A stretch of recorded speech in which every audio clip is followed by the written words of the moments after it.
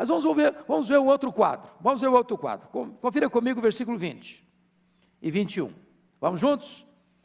Havia também certo mendigo, chamado Lázaro, coberto de chagas, que jazia à porta daquele, e desejava alimentar-se das migalhas que caíam da mesa do rico. E até os cães vinham lamber-lhe as úlceras. Então note você que esse mendigo aí é descrito de 4 formas a retratar com eloquência a sua desgraça, a sua desdita. Primeiro, ele era mendigo. Tem nada, vive à míngua. Segundo, estava com fome. Terceiro, estava coberto de lepras, de feridas. Quarto, os cães vinham lamber-lhe as úlceras. Ora, não tem jeito de descrever um quadro mais triste do que esse. Um mendigo, um faminto, e ele está faminto vendo o rico comer, desejando as migalhas que caem da mesa, coberto de feridas, e o que ele tem de companhia são os cães leprentos que vinham lamber-lhe as úlceras.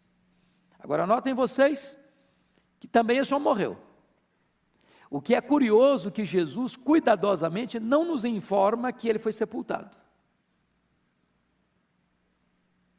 Se você conhece bem a realidade dos cães daquela época, muito provavelmente os cães foram os seus agentes funerários. E os cães foram a sua própria sepultura.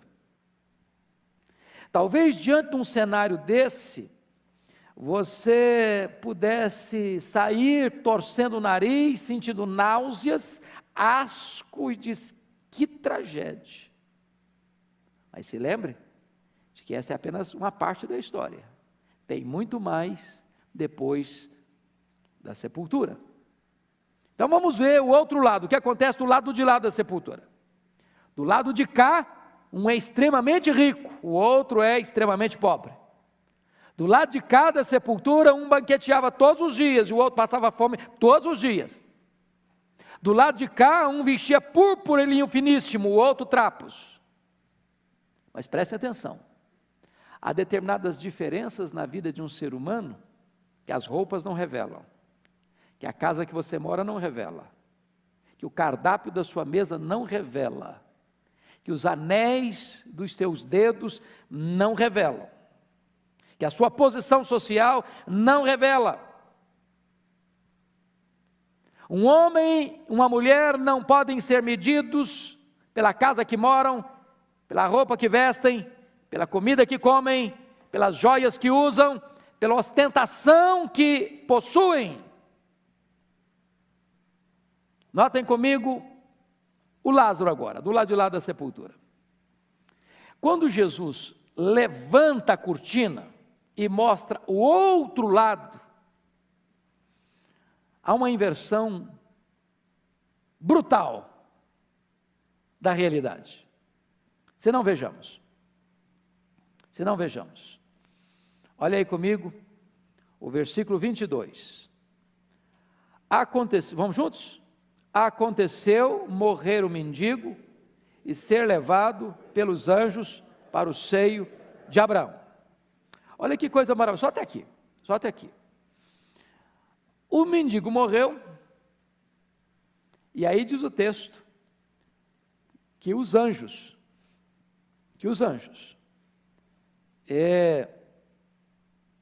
não foi um anjo apenas, foi um cortejo, um séquito de anjos, levando o corpo dele? Não, certamente não, levando a sua alma. Você não é um corpo que tem uma alma, você é uma alma que tem um corpo. Seu corpo foi feito do pó, é pó e volta ao pó, mas a sua alma foi o sopro de Deus em você. Esta não morre, esta sobrevive à morte, e diz a Bíblia em Hebreus que quando um crente morre, a sua alma é aperfeiçoada e entra na glória. E aqui os anjos levam a alma dele para o seio de Abraão, que é uma linguagem para representar a bem-aventurança eterna, o próprio céu. E notem vocês, por que ele vai para o céu? Porque é mendigo? Alguém vai para o céu porque é pobre? Alguém vai para o céu porque passa fome? Alguém vai para o céu porque tem doença? Alguém vai para o céu porque os cães são seus amigos mais achegados? Não. É claro que é uma parábola, e Jesus aqui quer nos dar algum ensinamento, porque a palavra Lázaro, o nome Lázaro significa Deus é o meu auxílio. Então, o simples fato do seu nome já representa para nós em quem Lázaro confiava, a despeito das tragédias que se abateram sobre ele. Porque algumas pessoas dizem, bom, se você é um crente, então você não pode ficar doente. Se você é crente, você não pode ser pobre. Se você é crente, você não pode passar privações.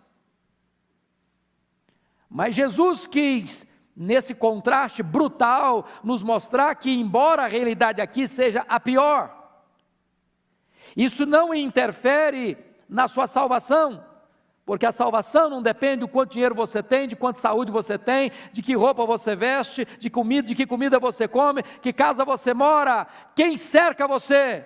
Salvação tem a ver em quem você põe a sua confiança. Lázaro vai para o céu, dentro da parábola, porque Deus é o meu auxílio, diz ele. Notem vocês, Lázaro não tem nada senão Deus. O rico tem tudo, menos Deus. Do lado de cada sepultura, quem não tem Deus, tem dinheiro, tem mesas fartas, tem vestes caras, tem anéis nos dedos, e tem luxo e requinte, parece que está muito bem. Muito bem. Entretanto, diz a Escritura que quando Lázaro é levado para o seio de Abraão, certamente ele esqueceu seus andrajos, sua fome, os cães leprentos, suas úlceras, imediatamente ao chegar. Imediatamente ao chegar. Vocês já pararam para pensar nisso, irmãos? O que a Bíblia diz que a nossa leve e momentânea tribulação produz para nós eterno peso de glória, e que o sofrimento do tempo presente não é para comparar com os tempos por vir a serem reveladas a nós? Que qualquer sofrimento que você sofrer aqui, com 1 minuto de céu, tudo isso já não vai ter mais significado para você? Essa parábola revela isso. No céu havia consolo. No céu Lázaro esqueceu-se dos seus andrajos, da sua fome, dos cães, das noites frias, do homem rico que o deixou na miséria. Tudo isso acaba e ele é consolado. Mas vamos ver o outro lado. Olha comigo o verso 22 agora, parte B. Vamos juntos? Morreu também o rico e foi sepultado. No inferno, estando em tormentos, levantou os olhos e viu ao longe Abraão e Lázaro no seu seio. Então vamos parar um pouquinho. Quem está no inferno? O corpo dele? Não. Onde está o corpo dele? Sepultado. Então preste atenção que o homem não é só matéria. Não é essa história que morreu, acabou, não. Vamos entender outra coisa. Quem morre salvo, do outro lado da sepultura está salvo. Quem morre perdido, do outro lado da sepultura está o quê? Perdido. A morte não muda o destino de uma pessoa. A hora de se preparar não é depois. Não adianta fazer missa 7º dia, de fazer missa de 30 dias, não adianta encomendar serviço, nada disso resolve. É aqui, é agora. É do lado de cada sepultura. A Bíblia diz que o homem está ordenado morrer uma só vez, vindo depois disso o quê? O juízo. Então notem vocês que o rico que viveu aqui sem Deus, depois da morte abriu os olhos e estava na penitenciária do universo. prisão perpétua, sem chance de morrer. Porque agora não se morre mais. Se existisse uma coisa que o homem gostaria imensamente, era de morrer. Sabem por que uma pessoa comete suicídio? É porque num dado momento ela perde a capacidade de gerenciamento da sua lucidez, e ela está sofrendo tanto, seja fisicamente, emocionalmente, que ela pensa que se atirar a vida dela, o sofrimento dela acaba. Se você olhar as cenas do dia do juízo, o que é que os homens vão querer no dia do juízo? É morrer, mas a morte vai fugir deles. O grande drama para quem vai estar no inferno é que a morte não vai alcançá-los mais. Vai ser bem-aventurança eterna e vai ser condenação eterna. E se você perceber, uma das coisas que precisamos, à luz desse texto, é o seguinte: quando um homem, uma mulher, um ser humano quebra uma lei da natureza, ele sofre a consequência quanto tempo depois? Imediatamente. Imediatamente. Se você botar o dedo no fogo, vai doer na hora. Se você pular de um prédio, vai se esborrachar na hora. Mas nem sempre quando você viola uma lei espiritual, você sofre a consequência na hora. Deus não escala um anjo para dar uma burdoada na sua cabeça toda vez que você peca. Deus dá corda. Deus dá corda. De repente o homem chega a pensar que o pecado compensa, que o pecado é vantajoso. De repente ele descobre que há muitas coisas boas que o pecado lhe oferece: banquetes, farras, diversões, prazeres. Mas o grande drama é que o homem se esquece de que um dia ele vai fazer o quê? Morrer. E que depois da morte vem o quê? O juízo. E ninguém vai poder escapar desse juízo. O homem rico não despertou santo, a morte não transforma um pecador num santo. Então, eu gostaria que você pudesse olhar comigo algumas coisas aqui. Primeiro, a posição que um homem ocupa diante dos homens nem sempre é a mesma que ele ocupa diante de Deus. Preste bem atenção nisso. Tem muitos homens hoje que são famosos, que são aplaudidos, que são condecorados, que são reconhecidos, que são elogiados, que são enaltecidos, que são colocados no topo da pirâmide, mas aquilo que o homem é diante dos homens não necessariamente significa que ele é diante de Deus. Segunda coisa, a morte vem a todas as pessoas. Alguém já disse que a morte é o sinal de igualdade na equação da vida. Vem para o rico, vem para o pobre, vem para o doutor, vem para o analfabeto, vem para o religioso, vem para o não religioso, vem para o velho, vem para o jovem, vem para a criança, vem para todos.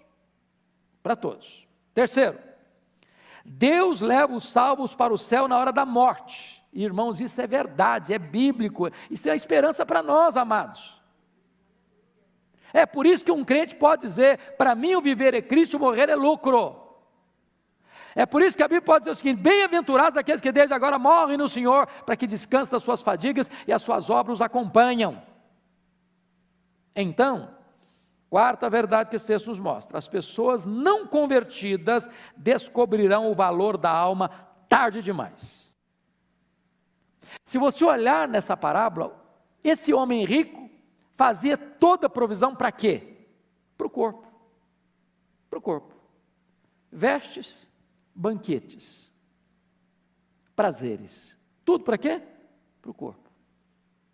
Que provisão ele fez para a sua alma? Nenhuma. Agora preste atenção, e o pastor Ivan estava conversando comigo hoje antes do culto, a questão do mamon, do dinheiro, do Deus dinheiro, deste ídolo pagão chamado mamon. Ele exige atenção total, dedicação exclusiva. Ele domina as pessoas. Ele oferece prazeres, diversões, coisas lindas, coisas ricas, coisas luxuosas, coisas requintadas, e Ele oferece tudo para você. Tudo, tudo. Porém, Ele não faz você fazer uma viagem rumo às suas necessidades espirituais. E as pessoas que só investiram no aqui, no agora, no material, no terreno, no físico, para o corpo, ao morrerem,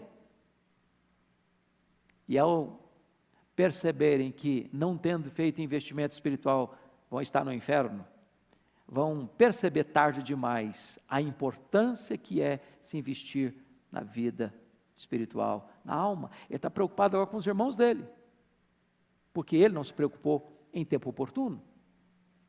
Quinta lição aqui, a priori ainda, os milagres não ajudam as pessoas que desobedecem à palavra de Deus. Pai Abraão, manda Lázaro lá na casa do meu pai, eu tenho 5 irmãos, para eles se precaverem, para eles escutarem, para eles não virem para cá também. O que ele está querendo? Um milagre. Que o Lázaro, que já morreu, já está no céu, viesse para a terra, para comunicar com seus irmãos. E Jesus Cristo diz o seguinte, eles têm o quê? Moisés e os profetas. Em outras palavras, eles têm a Bíblia, eles têm a palavra de Deus. Ouça o que a Bíblia diz. Agora, notem vocês que Jesus Cristo não favorece a tese dele. Manda o Lázaro já morreu. Para alguém aparecer, irmãos, o que tinha que fazer para o Lázaro aparecer? Tinha que ressuscitar. Ou seja, Jesus está combatendo a tese espírita aqui. Não tem desse negócio de morto aparecer, não. Morto não aparece de novo, não. Esse negócio de o morto vir, falar e tal, entregar mensagem, quem está aparecendo, ele é morto coisa nenhuma, é outro personagem que está ali, chama-se demônio. Porque para um morto aparecer e dar alguma mensagem, ele tem que ressuscitar. Então preste atenção nisso, nesse mundo tão místico que nós estamos, se alguém quer ouvir a voz de Deus, tem que ouvir de acordo com a palavra de Deus, com a Bíblia Sagrada.